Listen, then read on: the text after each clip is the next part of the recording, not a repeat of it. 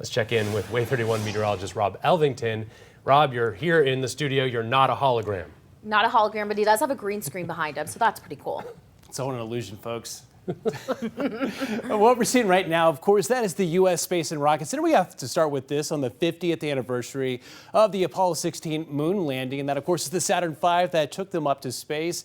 And right there in that building right there, that is the Davidson Center. That's part of the U.S. Space and Rocket Center. And inside of that building is Casper. That is the command module for Apollo 16. At this time, 50 years ago, it was going around the moon.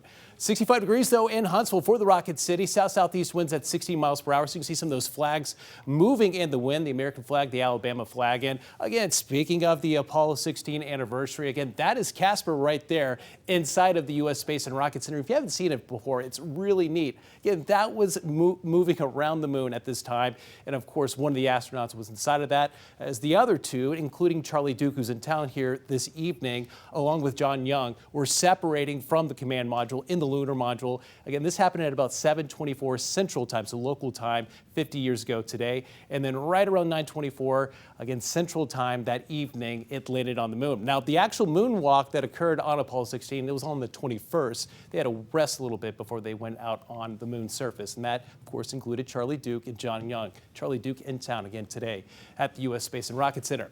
What we're seeing right now, thankfully, we're not seeing any rain here on this Wednesday, but those chances will start to pick up later this evening and into the overnight hours. And this is mostly just a kind of a decaying thunderstorm complex that's now moving towards Memphis, but it is putting a lot of cloud cover here into North Alabama. Wednesday afternoon forecast again, mostly cloudy skies for much of North Alabama by 3 and 4 o'clock. But thanks to those southeast winds, we're still going to be able to make it up to the low 70s. It's about 10 degrees warmer than yesterday.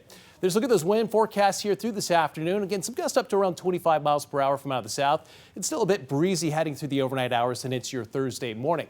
And a look at that forecast here through the overnight hours. Best chances by far of seeing any showers or even an isolated thunderstorm. It's going to occur after midnight, and most of this will start to wrap up closer to sunrise for your Thursday morning. So it looks like the morning commute tomorrow should be fine at this point, with sun starting to move back in.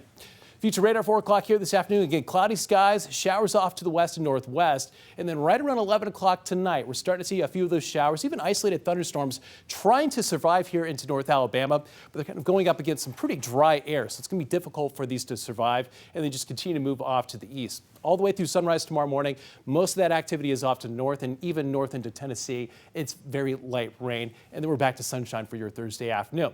That's the precipitation forecast for the next 3 days. So that includes tonight into your Thursday morning. It's not a lot. That color right there, that's a trace of rainfall.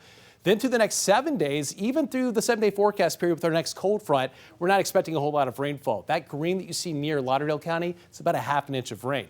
And that's our next cold front moving in by Monday of next week. At this point, it looks like it will be much weaker than some of the cold fronts that we've dealt with over the last few weeks, but it could still bring some thunderstorms. But at this point, it does not look like a huge severe outbreak. 7-day forecast, not only are the highs getting warmer, look at the overnight lows.